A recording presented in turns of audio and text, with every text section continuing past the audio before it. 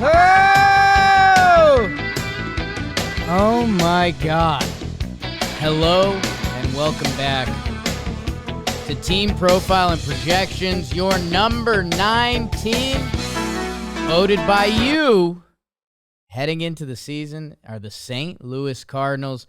After going 93-69 last year, first in the Central, they lost it to the Phillies in the wild card. We just relived that game 1, 9th inning from hell. My goodness. Man, I'm actually going to start with who they lost a little bit, because they lost a couple legends. Albert Pujols, who put up an amazing season for them last year, and Yadier Molina. They're out of the building. 2 Hall of Fame type guys. We'll see with Yadi. They also lost Jose Quintana, who's a huge deadline acquisition for them. Corey Dickerson, Alex Reyes, and some other bullpen-type arms who they added. How about Wilson Contreras from the Cubbies, already sucking up to the fans a little bit, saying it's his favorite place he's ever played. Hasn't played a game there yet, but you got to love that. That was their big move. And I think you're going to find out why in a minute, Trev, because this lineup there's going to be guys not even mentioned in the lineup that probably deserve mentioning. They have a ton of talent, man. We're talking lineup. We could be talking defense for this team. It's stacked. I didn't think I was going to like this roster as much. And then you get into the nitty gritty, as we like to say on these TPPs. And Jake, you know what I love to say. I'm a looking and I'm a liking. Tommy Edman, one of the more underrated players in all of baseball. He'll be there. You mentioned Wilson Contreras. How about Paul Goldschmidt and Nolan Arenado back-to-back? They just went back-to-back in spring training. That was nice to see. Brendan Donovan, another little unsung hero from last year. We all know Tyler O'Neill and his beautiful style. Lars Nootbaar, Juan Yepes, Dylan Carlson, all will be in the mix. And then you're right, on that bench, we got Alec Burleson, got a little run last year. Nolan Gorman got a lot of his baseball cards. Paul DeYoung, Andrew Kisner. This team, I mean, considering what they have, because I'm not looking at this as just an offensive lineup. I'm thinking defense as well. When you put these guys together, it's a banger of a unit right there. To go along with that, Beavers, talk about the starting pitching and the bullpen, please. And their starting pitching, it begins with our guy Waino, still turning in good year after good year. Miles Michaelis, good last year. Jordan Montgomery comes over midseason last year, and he was electric. Jack Flaherty, our guy, he is there. Steven Matz, lefty, he's the 5th starter right now. Dakota Hudson, he could do some swingman stuff. He has a lot of good seasons in the big leagues. Matthew Liberator, Zach Thompson, they're fully bonus pieces. Their bullpen, they've got some filth back there. Ryan Helsley, he headlines there as the closer. Giovanni Gallegos has been doing it there for a while now. Andre Palante, Dakota Hudson, already told you he might be back there as a long guy. Jordan Hicks, Jake and I this morning as we record this, we had a remember Jordan Hicks conversation? Electric. Genesis Cabrera, and they got other guys. Chris Stratton, Drew Verhagen. They got arms. Verhagen. The St. Louis Cardinals, Trev. Another organization that they almost have their own air about them, being a St. Louis Cardinal. Firm handshakes. I know you're going to talk about that in a little bit. We did a little pregame powwow of, what's going on with the Cardinals. They were rumored in trades this offseason because they have outfield depth. Their lineup kind of has everything depth, man. Like, I'm looking at Nolan Gorman, a former top prospect, fighting for at-bats this year. Brendan Donovan snuck out a Gold Glove last year. 4 WAR. Util played 6 positions, and by the way, he hit a ton too. Yepes, Nootbaar, Carlson, Tyler O'Neill, our fire hydrant Canadian king. That's without mentioning MVP Paul Goldschmidt. That's without mentioning Hall of Famer undefeated Gold Glove winner Nolan Arenado. They signed Wilson Contreras to replace Yadier Molina, which catcher was actually a little bit of a weakness for them last year. I know that feels rude to say. They have a very good lineup. They play incredible defense. They have depth there. I love their bullpen. Their starting pitching is going to have success. I'm just not sure who and how much. And we saw them go out last trade deadline and get Quintana and Montgomery. Quintana's out of town. I hope Jack Flaherty is a bounce-back guy, Cy Young vote guy, and he can be. We know he has the talent for that. I guess, I don't know if we want to start out with the negative. I guess we've already hyped him up a little bit. The starting rotation gives me some question marks, but also they went out last deadline and addressed it, and they have more than enough pieces. If they want to get a rental or if they want to bring in like a guy, they have the pieces to go get that. Are all of these guys free agents after the year? We're all in walk years except for Steven Matz. I think that's what I'm reading here. I'm kind of in on that, to be honest with you. There's a lot of added incentive to all of these guys to go out there and stay in and eat better and get their sleep and do all the things the right way, because this is a walk year. It's a platform year. They have to go do the job, and then you get the reward. I already talked about Jack Flaherty, what he's been talking to me about, how confident he is. I know it's spring training, people, but this guy doesn't just say shit like that. So he's locked in. I like the rotation. I like the lineup. I love the bullpen. Again, this is a team with not many holes. I think you're right. If we did have to tear into something a little bit, we might say rotational depth, but I don't even know if that's right. I don't know. I think they have enough there to get the job done. You have guys that will eat some innings. You have a solid crew. I'll give it a solid rating. And what you mentioned, I think, is the best thing for it is this defense.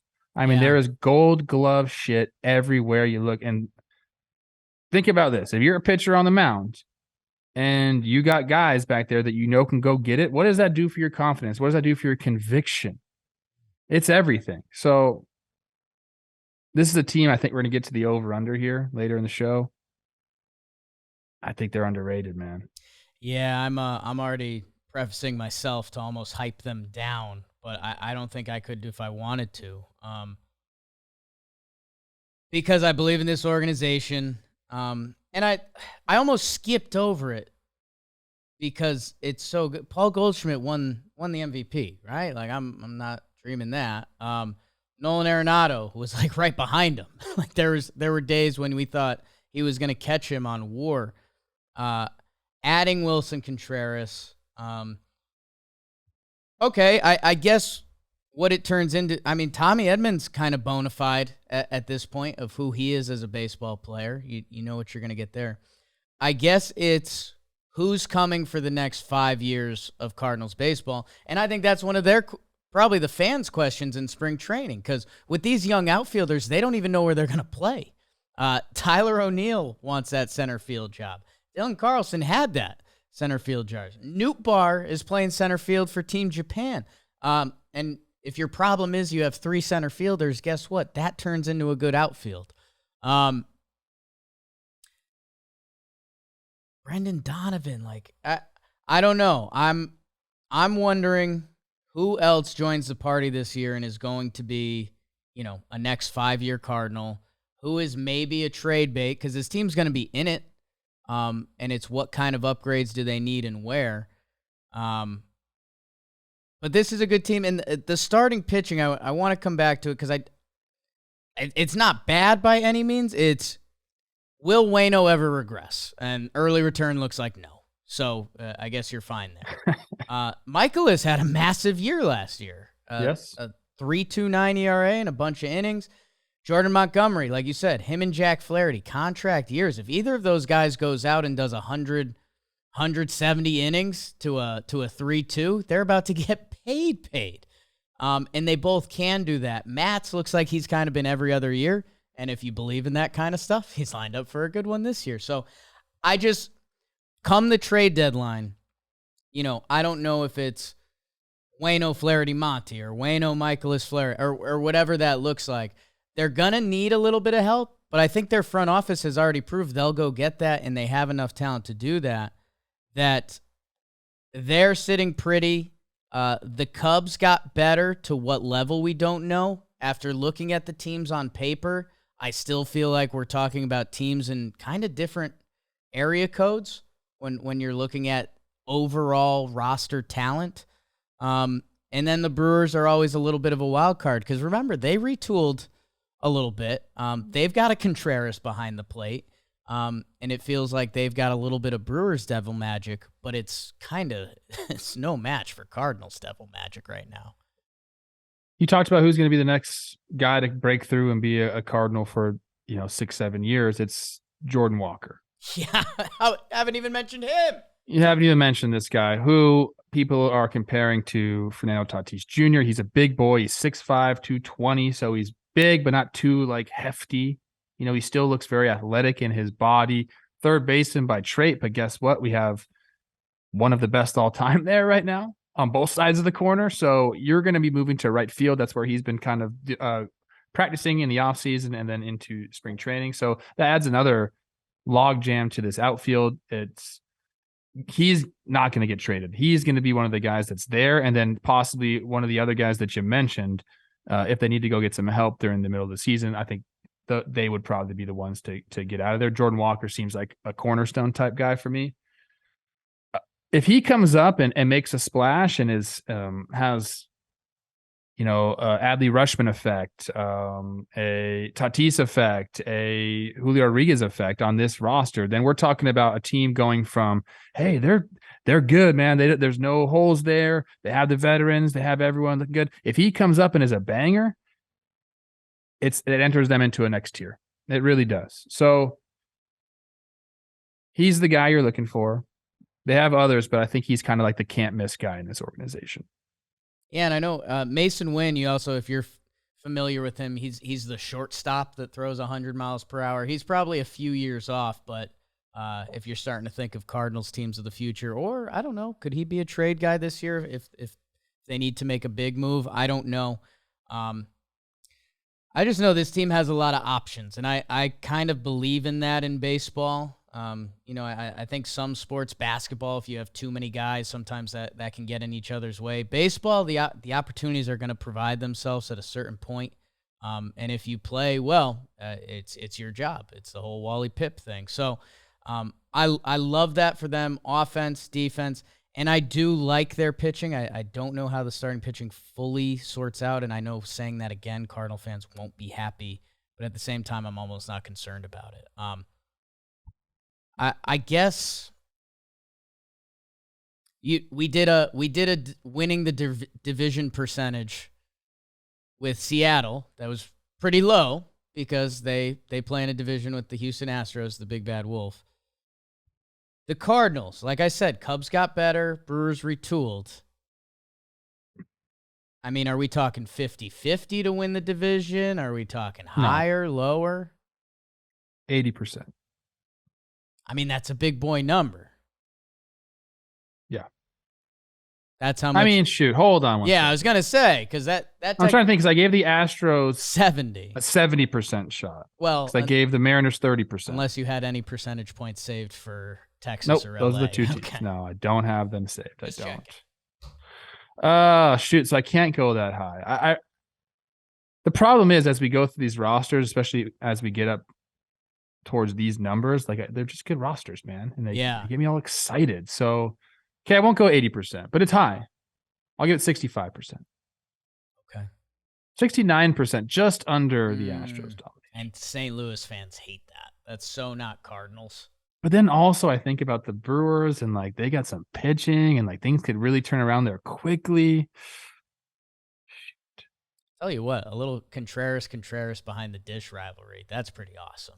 All right, 60-40. Give me 60%. I like that. I think that's where you want to be. No, and I think it's a credit to who the Cardinals are as an organization. It's a credit to their talent, man. Again, maybe I sound like I'm broken or on repeat, but go look at Brendan Donovan's baseball reference. We have to mention these guys, or else Cardinals fans are going to be pissed. So you guys keep talking about the starting rotation, but you haven't mentioned the prospects we have coming up. Jake Walsh, Freddie Pacheco. They're prospects. Perfect. They're ranked in the top 100, I believe. Okay. We'd love to see it. Come up and set the world on fire. Liberatore had a really tough year last year. They have guys that can do it, but you got to do it.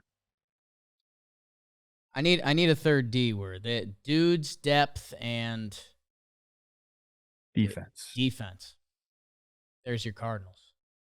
Dudes, depth. Triple D? Are we going Guy Fieri on us right here? Flavor Town, St. Louis. I had one of the best breakfasts I've ever had in my life in St. Louis at some Rooster restaurant. I don't fucking know. Okay. Comment below if you know the Rooster restaurant where Trev had his. Spent one of my birthdays there. Oddly enough, Olivia surprised me, flew in with a cake. Wow. Had a great night. I had a couple jokes to make about Olivia flying in with that cake, but I will pass for now. As we head to the SeatGeek over-under for these cards. Is there anything else, Trev? I mean, no, man.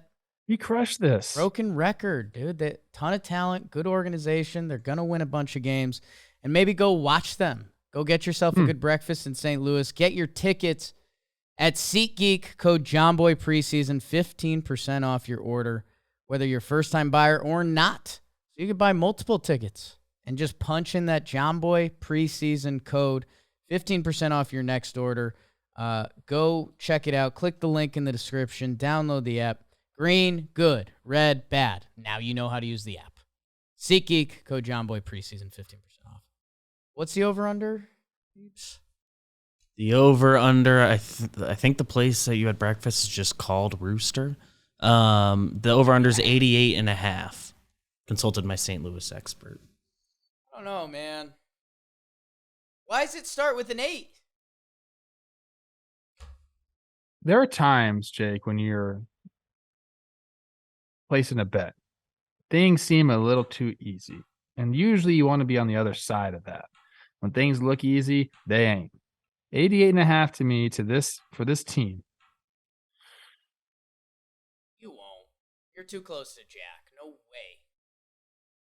No way. You go first. Trev, I genuinely hoped during this episode I would find a reason to take the under and be like, gotcha. Gotcha, Cardinals.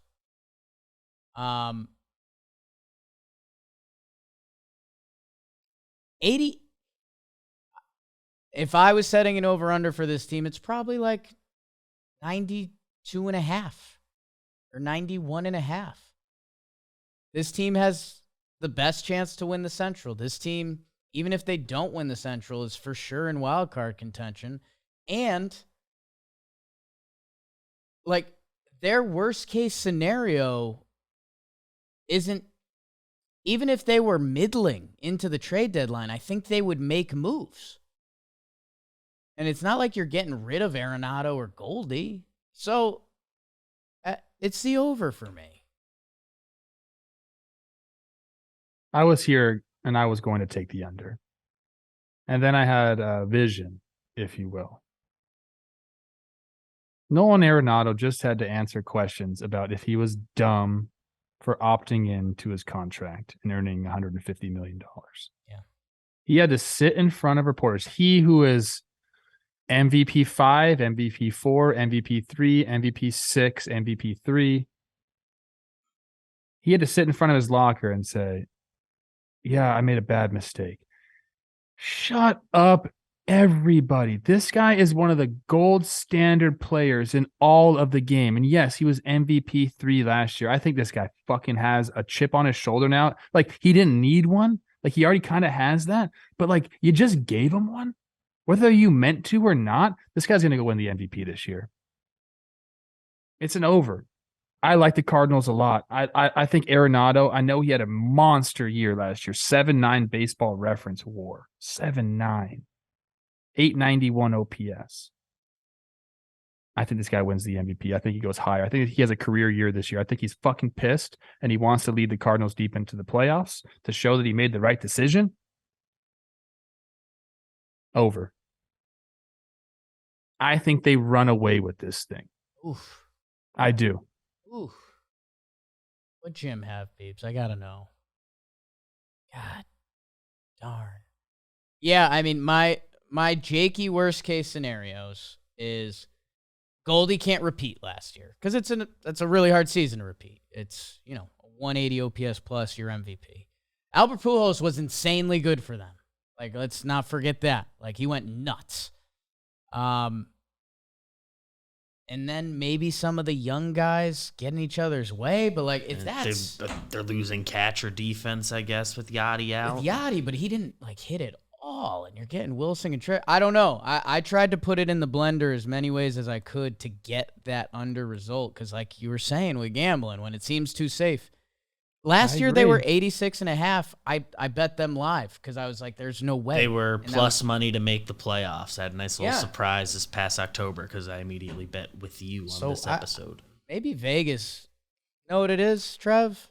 Vegas accounts for a lot of things. They don't account for devil magic. That dog. We're all on Jack the Cardinals. Flaherty, Cy Young, Nolan Arenado, MVP. Why not? Why not? How about big trade this year? Put that in my TPP. Cardinals are going to have a big trade this year. Shohei. They're mine. You get the Mariners, I get the Cardinals. Okay. Let's go. He's going to the Dodgers. Thank you, everyone. Cardinals fans, let us know what we missed because we definitely missed something because you know your team better than we do. They were sneaky after Soto last year, so look at Shohei. Jordan Walker. Shohei's obsessed with the arch. Loves living there. He's going to go shake Shoemaker's hand, and he's not going to shake it well enough, and then we're out on it.